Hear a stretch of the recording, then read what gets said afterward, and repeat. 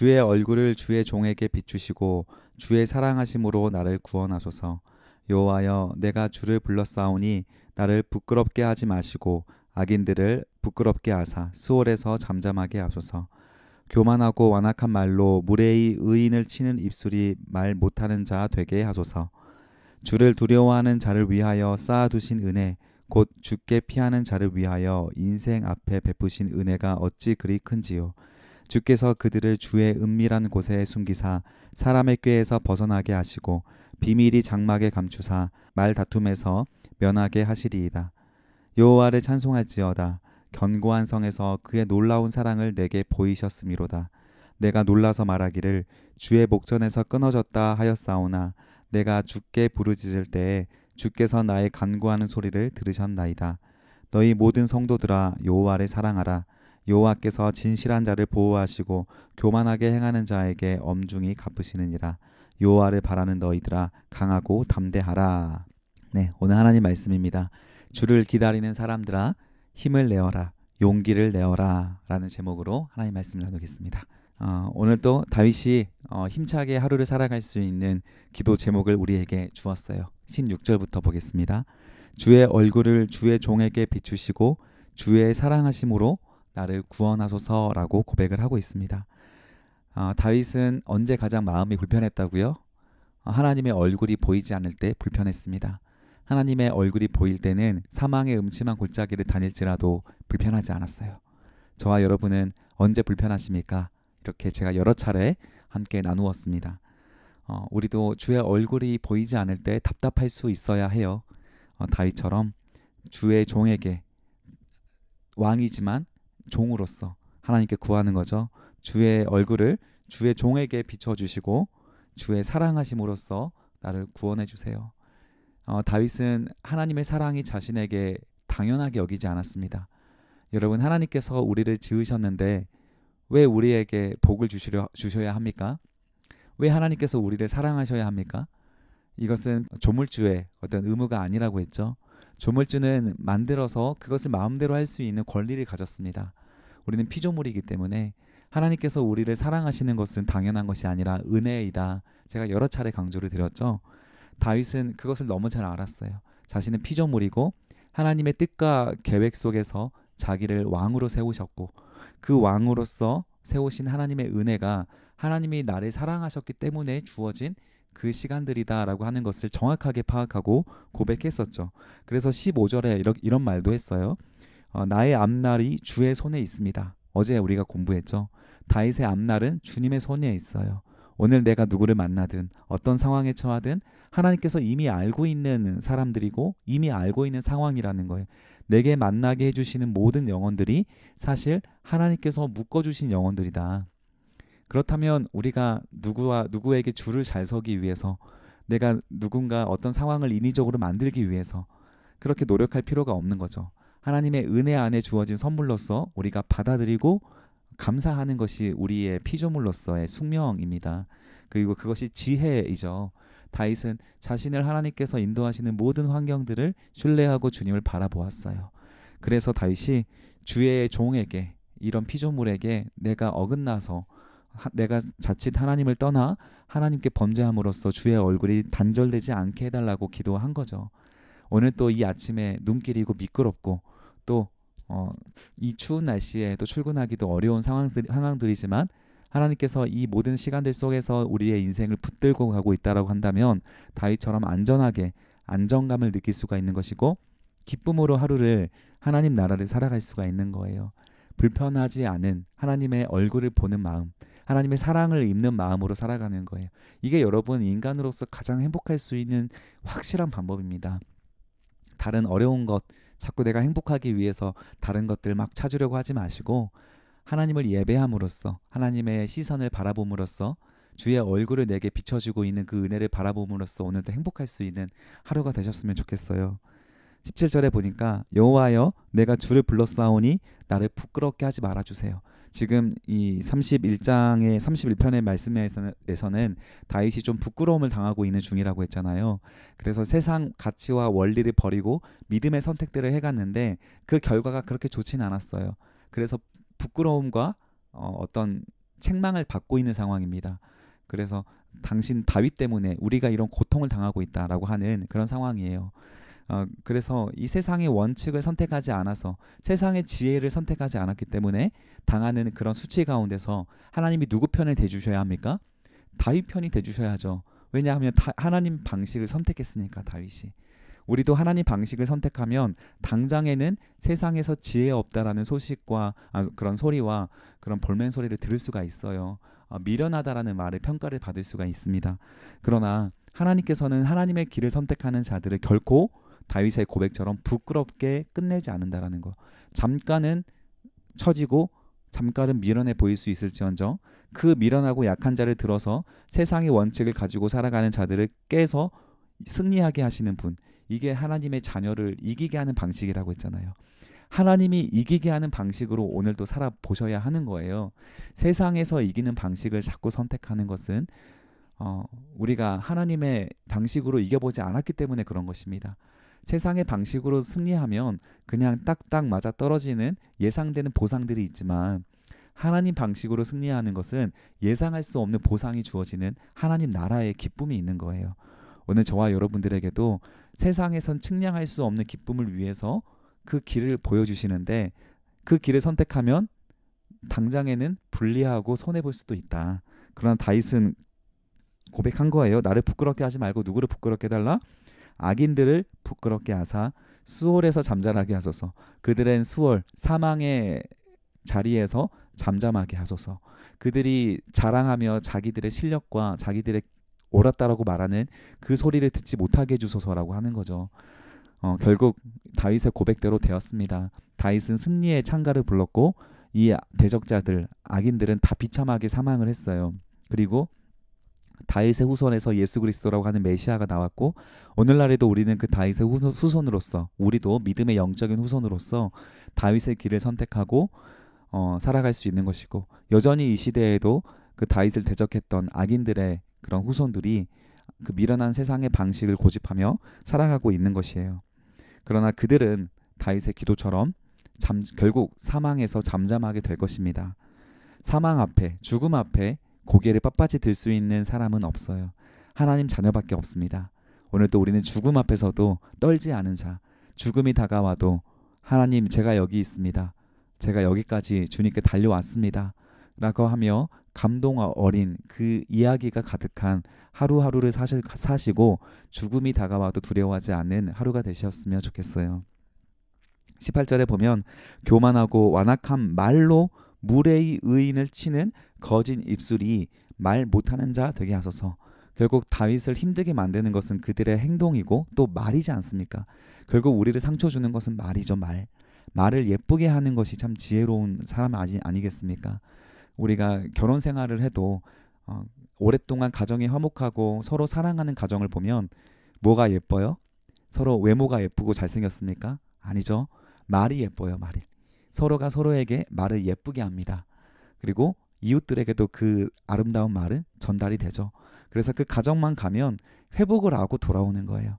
그 가정만 들어가면 기쁘고 돌아오는 거예요. 왜냐하면 말이 예쁘니까요.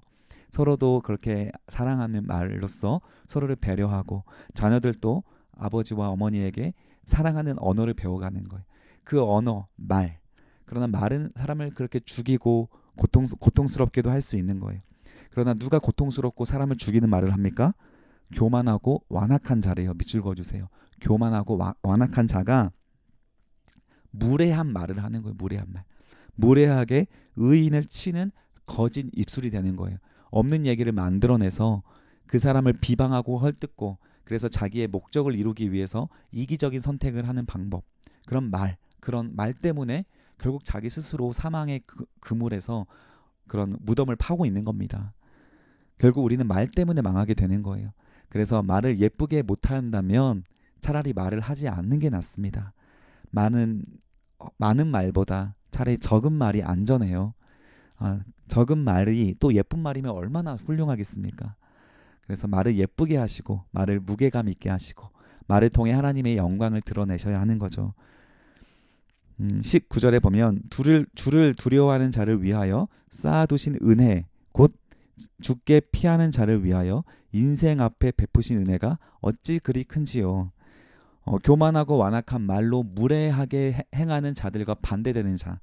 어떤 말을 하는 자입니까? 하나님을 두려워하는 말을 하는 자예요. 하나님을 두려워하는 자를 위하여, 그런 말을 하는 자를 위하여 하나님께서 무엇을 예비해 두셨대요?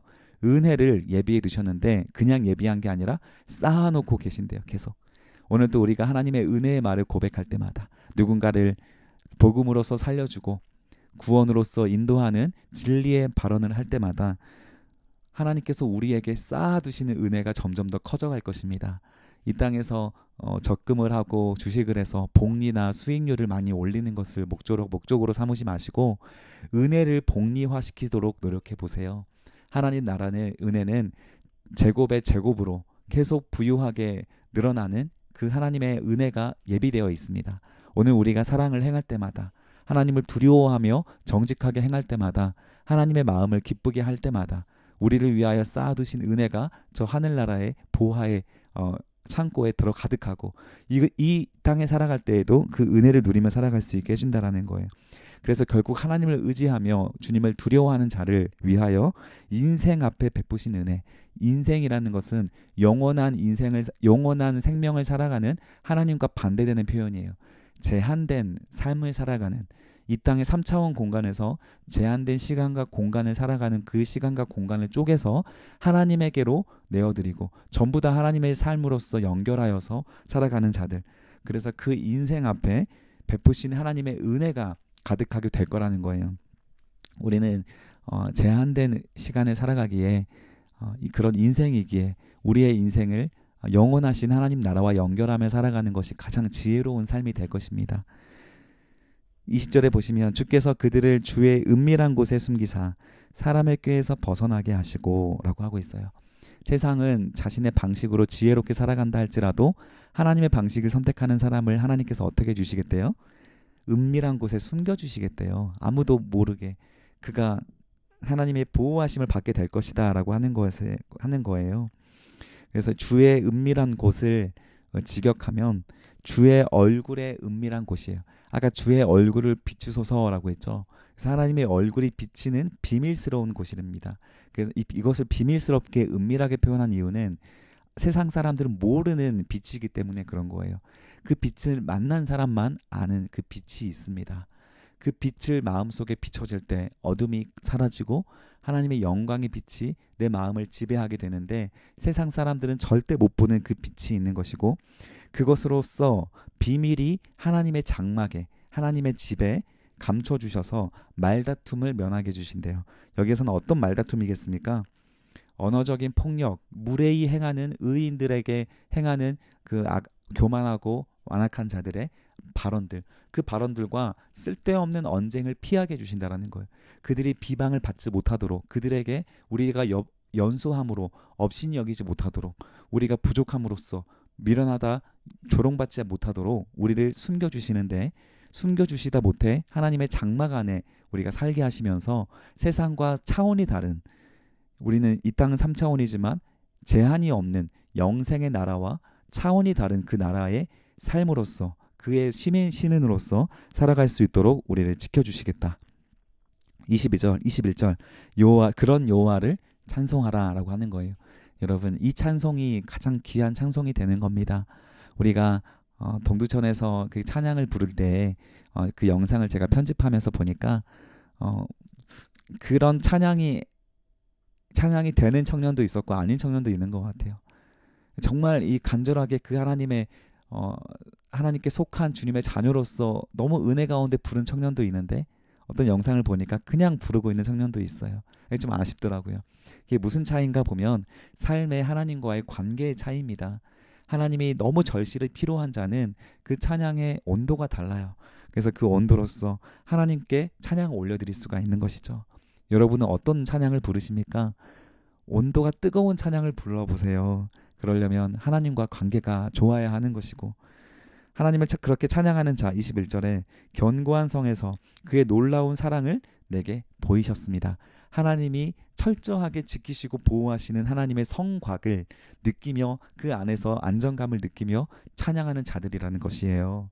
하나님 안에 우리는 기쁨이 있고 소망이 있습니다. 하나님에 관련하여서는 우리는 단호하게 기준을 정하고 하나님과 관계를 위해서 우리 온 힘을 다해야 돼요. 그 하나님과의 관계를 성경은 어떻게 묘사하냐면 우리의 노력의 정도를 우리의 힘을 다하고 마음을 다하고 뜻을 다하고 목숨을 다하여 주 너희의 하나님을 사랑하라 라고 하고 있잖아요.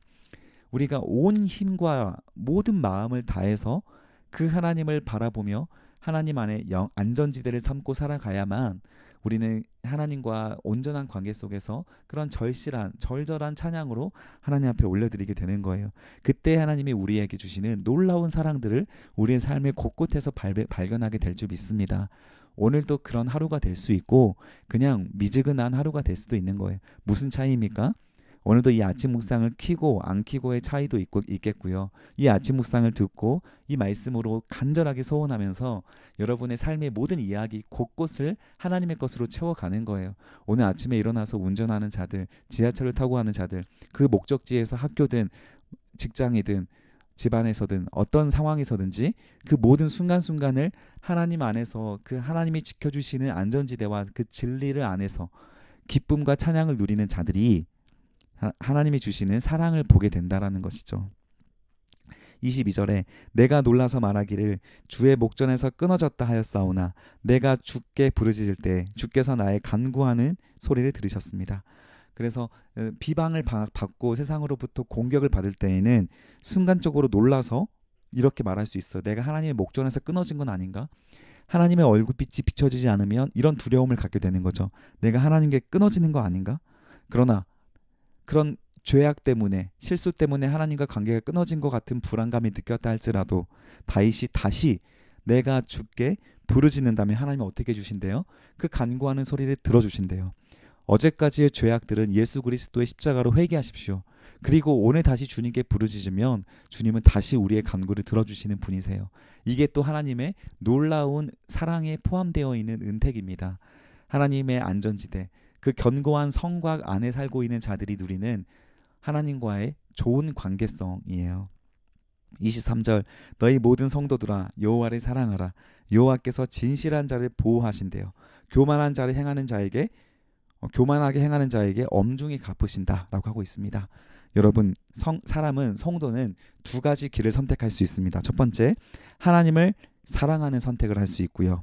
그래서 하나님께 진실하게 행동하는 선택을 할 수 있습니다. 그런 자들을 하나님께서 보호하시는데 또 다른 선택이 무엇이 있어요? 교만하게 행할 수도 있어요. 내가 오늘 하나님 말씀이 필요 없이 살아갈 수 있다라고 생각하는 거예요. 그래서 하나님 말씀을 가까이 하지 않습니다. 내 힘으로 할 것만 생각을 합니다. 진리의 말씀을 내 마음판에 새기지 않고 사랑하지 않습니다. 그래서 성경을 펼치지 않아요. 기도하지 않아요. 그는 교만하게 자기의 힘으로 자기의 길을 계획하며 걸어갈 것입니다. 그런 자들에게는 반드시 하나님의 엄중함이 드러나게 될 거라는 거예요. 그 이유는 하나님을 의지하지 않은 모든 자들은 결국 사랑으로 행하지 않고 교만으로 완악함으로 행하게 되기 때문에 그렇습니다. 오늘 우리가 하나님의 사랑하는 자, 하나님을 마음과 목숨을 다해서 온 힘을 다해서 주님을 사랑하는 선택을 하지 않으면 그에 반대되는 선택을 우리가 하며 교만하게 살아가는 경우가 그 길밖에 없습니다. 그래서 오늘 여러분 우리의 선택은 단 하나밖에 없는 거예요. 여호와를 목숨을 다해서 사랑하는 겁니다. 그런 선택을 해가십시오. 그래서 우리의 몸과 마음을 정결하고 깨끗하게 살아내 보십시오. 그런 사람들에게 24절과 같이 다윗이 축복하며 선포하고 있는 거예요. 여호와를 바라는 너희들아 강하고 담대하라. 아멘. 여기 강하고 담대하라가 힘을 내어라, 용기를 내어라 라는 뜻이에요. 여호와를 바라는 자들, 기다리는 자들이란 뜻입니다. 하나님을 기다리고 그의 얼굴을 구하는 자들은 오늘도 힘을 내십시오. 그리고 용기를 내십시오. 왜요? 그런 자들에게 하나님께서 영원한 나라의 선물과 그 은혜로서 오늘도 충만하게 하실 것이기 때문에 그렇습니다. 하나님의 사랑의 눈빛이 그와 함께 하실 것이기 때문에 그렇습니다. 그래서 오늘도 우리는 담대하고 강하고 용기 있게 살아가는 주님의 자녀의 길을 무엇으로 선택한다고요? 하나님을 사랑함으로써 선택한다고. 어느 정도로? 몸과 마음과 목숨을 다해서 온 힘을 다해서 하나님을 사랑하는 그 선택들을 해가는 겁니다. 그 행함으로 진실하게 살아가는 하루가 된다면 하나님이 가득하게 역사하시는 그런 충만한 하루가 될 줄 믿습니다. 오늘 이런 하나님의 선물이 가득한 하루가 되시기를 주님의 이름으로 축복합니다. 기도하겠습니다. 살아계신 아버지 하나님 감사합니다. 오늘도 날씨가 춥지만은 우리는 주의 말씀 안에서 또한 깨워 우리가 감사하며 주의 사랑 안에 살아가게 될 줄 믿습니다. 주를 사랑하는 마음을 온 힘을 다해서 목숨을 다해 사랑하겠사오니 우리가 부족할 때에 약할 때에 강함으로 역사하여 주시옵소서. 감사드리며 예수님의 이름으로 기도드립니다. 아멘.